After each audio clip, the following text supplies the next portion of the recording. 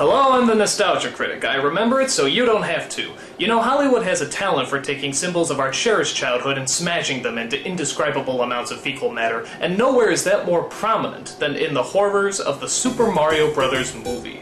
The game, about two Italian plumbers who rescue a princess from a dragon, was such a huge hit that they put it on everything. Candy, magazines, comic books, the works. So it only figured to put together a Super Mario Bros. Movie as quickly as possible. And when we saw the trailer for this movie, we realized it wasn't just Super Mario Bros. It was Super Mario Bros. On steroids! I'm serious, dude. This movie was packing with flamethrowers, rocket boots, giant monsters, and a badass-looking city. So naturally, we got hyped. It was opening day, there were lines around the block, and we were ready to see the badass action film of the year. We sat down in our seats, and the film began. Alright, the traditional Mario music. This is gonna be just like the game! A long, long time ago, the Earth was ruled by dinosaurs. They were big, so not a lot of people went around hassling them. You know, it just don't get no better than this. Then, a giant meteorite struck the Earth. Goodbye, dinosaurs! But what if the dinosaurs weren't all destroyed? What if the impact of that meteorite created a parallel dimension where the dinosaurs continue to thrive and evolve into intelligent, vicious, aggressive beings? And hey, what if they found a way back? Oh my god, this movie's gonna blow. So let's see, what's wrong with this horse's ass of a movie? Well, for starters, the graphics in the game are actually better than the graphics in the opening, that's strike one. Koopa as a human being instead of a dragon, that's strike two. And two Italian plumbers are played by a British man and a Latino. And that's strike three. You know what the hell? 5 minutes into this movie already, it has 3 strikes against it. This is going to suck ass! Alright, so the film centers around a love story between Luigi and the only good-looking archaeologist in the entire world, Daisy. Their chemistry is about as awkward as Tom Cruise and, well, I guess anyone he's dated. I want to apologize right now in case when I start to get talking and I start to say things that sound really weird. Don't worry, Luigi. It's not you. It's just bad writing. Upon taking her out to dinner, we find out that the Mario brothers aren't even brothers at all. They're father and son. Mario here brought me up.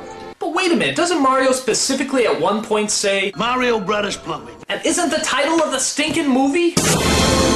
So wait, what are you trying to say? They're father and son and brothers? He's been my mother my whole life.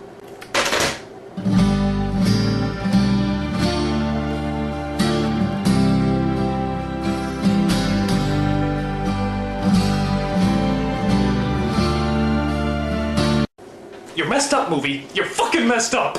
So after that incestuous moment, we find that Daisy is abducted and taken to a parallel world where humans evolve from lizards instead of evolving from monkeys. Suck on that creationism!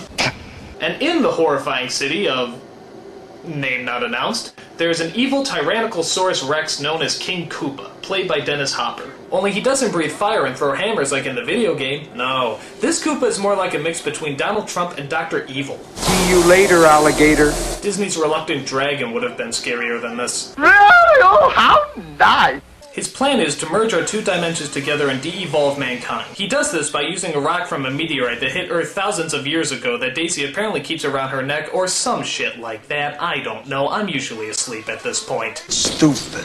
His evil henchmen in this movie are creatures known as Goombas. And I have to admit, I honestly think they went out of their ways to make sure these creatures look nothing like the original game. It's like they're trying to piss us off. Yeah, bet. Name! Mario. Last name. Whoa, we're gonna hear Mario's last name? Dude, we've never heard Mario's last name before. This ought to be interesting.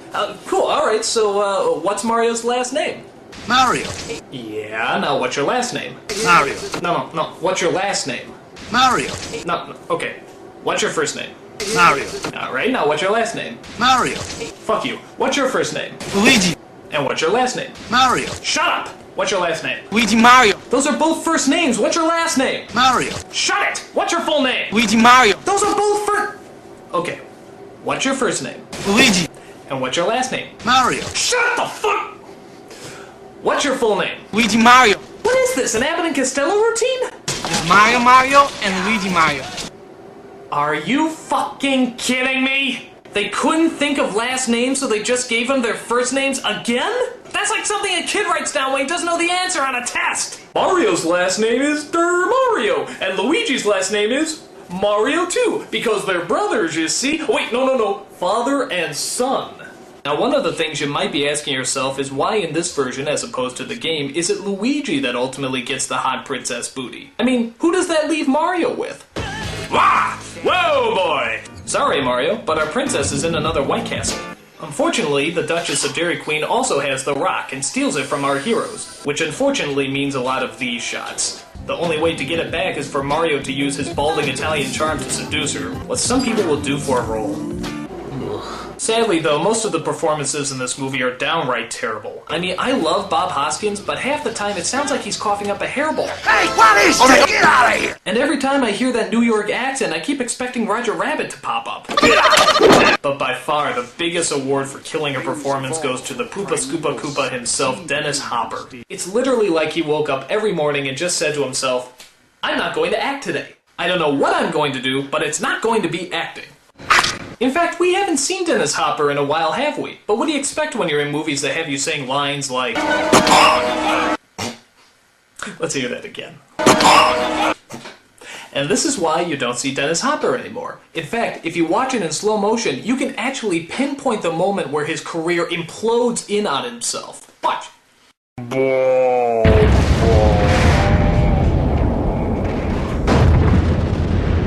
There is no other line in this movie that could destroy an actor's career so quickly.